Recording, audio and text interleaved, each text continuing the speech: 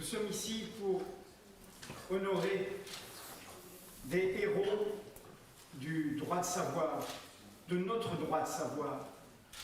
Un droit plus fondamental que le droit de vote, plus fondamental que l'élection qui permet de désigner des gouvernants. Un droit aussi essentiel que le droit de se réunir, de s'assembler pacifiquement, de manifester, de pétitionner, de s'exprimer, de dire ses opinions. Ce droit a connu sa première proclamation solennelle en français le 13 août 1789, dans une formule de celui qui fut le premier président du tiers-État, le premier président de l'Assemblée nationale française et le premier maire de sa capitale, Paris, Jean-Sylvain Bailly, homme oublié. La publicité, la sauvegarde du peuple. Ce mot n'avait pas encore été saisi par la marchandise, par le commerce, par la finance. La publicité, tout ce qui est d'intérêt public, tout ce qui concerne les citoyens, tout ce qui est fait au nom du peuple souverain, doit être public.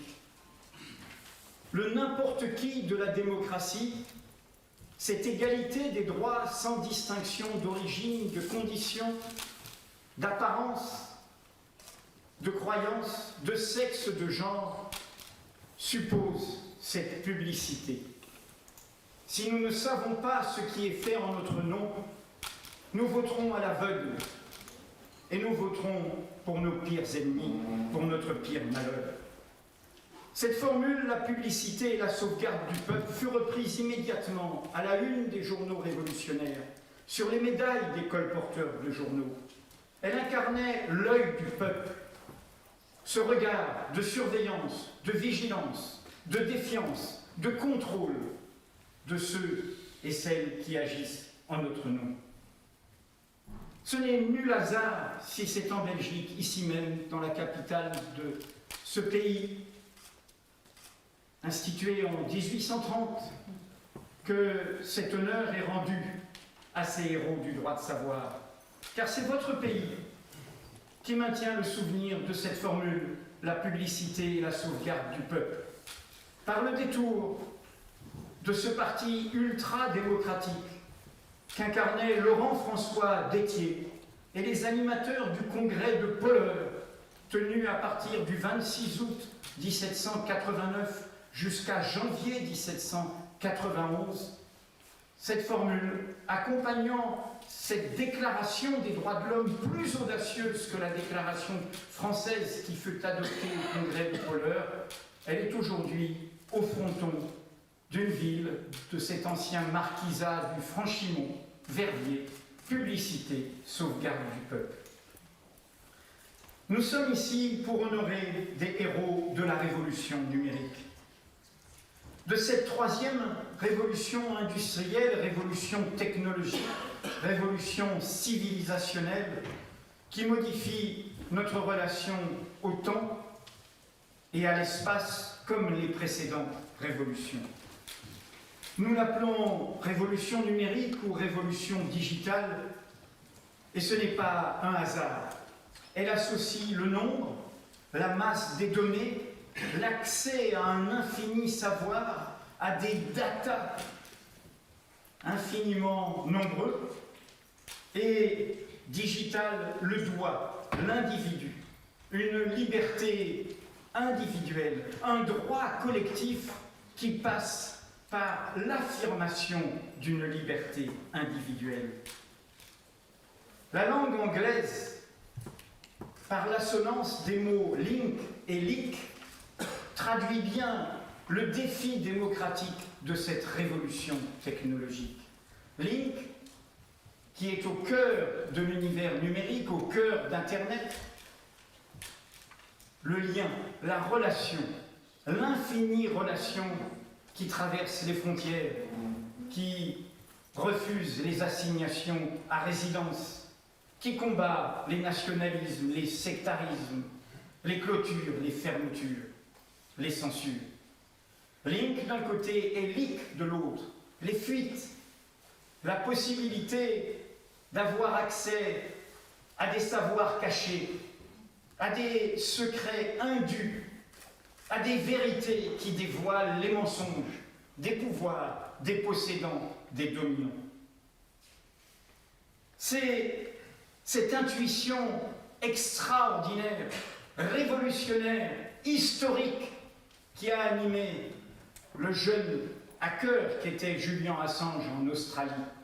Cette idée que désormais, face à des pouvoirs eux-mêmes sans frontières, sans principes, violant les lois dont ils se réclament, s'abritant dans des paradis fiscaux, n'hésitant pas à commettre des crimes contre les droits humains, nous avions désormais une arme du faible au fort. Nous allions pouvoir les bombarder d'informations, une arme pacifique par le dévoilement de ces vérités qui les dérangent. La création de Wikileaks a incarné cette révolution. Wiki, le partage, leak, la fuite. Et elle l'a incarné par ce premier événement qui fut cette vidéo Collateral Murder, qui concerne le journalisme. Cette vidéo où l'on voit, où l'on entend un équipage d'un hélicoptère américain en Irak tirer comme des lapins des supposés terroristes, qui sont en fait des confrères irakiens, des confrères qui travaillaient pour l'agence Reuters.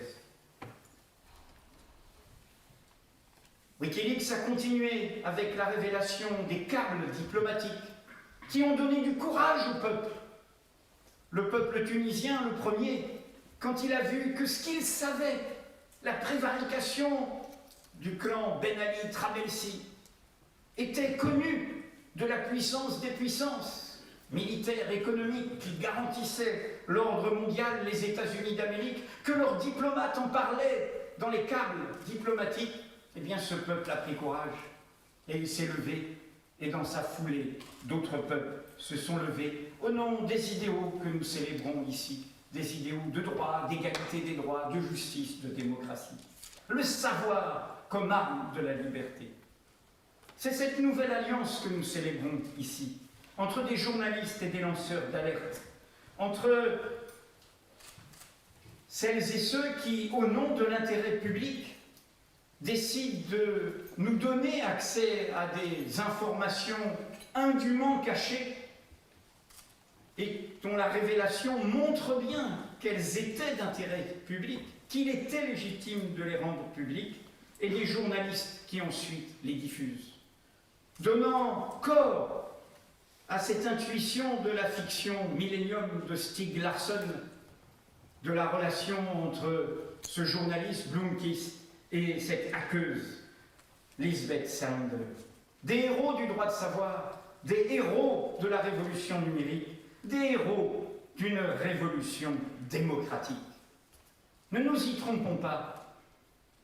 Nous célébrons ici des noms qui illustre une longue marche, celle de la révolution parlementaire britannique au XVIIe siècle, des révolutions américaines, françaises, haïtiennes et de bien d'autres, du printemps des peuples européens, 1830-1848. Et nous les honorons dans un moment où nous voyons bien que l'événement de ce XXIe siècle débutant, c'est l'avènement non pas de dictature, mais de pouvoir autoritaire sous couvert de démocratie, d'un libéralisme autoritaire qui considère que la seule légitimité démocratique, c'est le vote, et qui, une fois au pouvoir, piétine les droits fondamentaux qui précèdent le droit de vote et par lesquels le droit de vote a été conquis, qui piétine le droit de manifester, le droit de s'exprimer, le droit de s'informer, le droit de se réunir. Confirmant l'intuition de George Orwell dans sa préface longtemps inédite à La ferme des animaux, que nous devons faire face à un reniement des libéraux, de libéraux qui ne croient plus, qui ne défendent plus la liberté. Alors, ces pouvoirs autoritaires n'ont de cesse de criminaliser le journalisme. C'est ce que celles et ceux que nous célébrons aujourd'hui incarnent. Depuis 2010, Chelsea Manning, 2010, 10 ans. Depuis 2012, Julian Assange, 8 ans. Depuis 2013, Edward Snowden. Et il faudrait ajouter Rui Pinto en prison aujourd'hui au Portugal. Et il faudrait ajouter Glenn Greenwald, persécuté aujourd'hui par le pouvoir brésilien. Ils ont révélé des crimes de guerre. Ils ont révélé des surveillances de masse, des fraudes fiscales, des corruptions économiques, des mensonges d'État. Ils n'ont fait que révéler des faits d'intérêt public qui nous ont rendus plus lucides, plus libres, plus autonomes. Et dans l'accompagnement d'une indifférence complice, ils sont persécutés alors qu'ils ont honoré nos droits.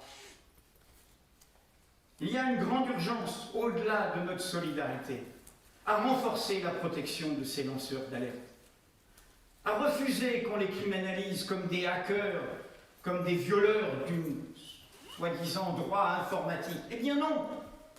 Si, par la technologie, ils ont réussi à acquérir de manière libre, gracieuse, sans intérêt économique, sans volonté de chantage, sans eux-mêmes violer aucune morale, s'ils ont réussi à obtenir des données d'intérêt public, qu'ensuite nous, journalistes professionnels, nous relayons, nous commentons, eh bien, ils ont agi au nom de l'intérêt public et à ce titre, ils ne doivent pas être poursuivis. Enfin, nous honorons des héros de notre Renaissance. Il y a un peu plus de 50 ans, la philosophe Hannah Arendt, dans Vérité et politique, dans une vision tout à fait anticipatrice, nous disait combien, aujourd'hui, la différence entre le mensonge traditionnel et le mensonge moderne revient le plus souvent à la différence entre cacher et détruire.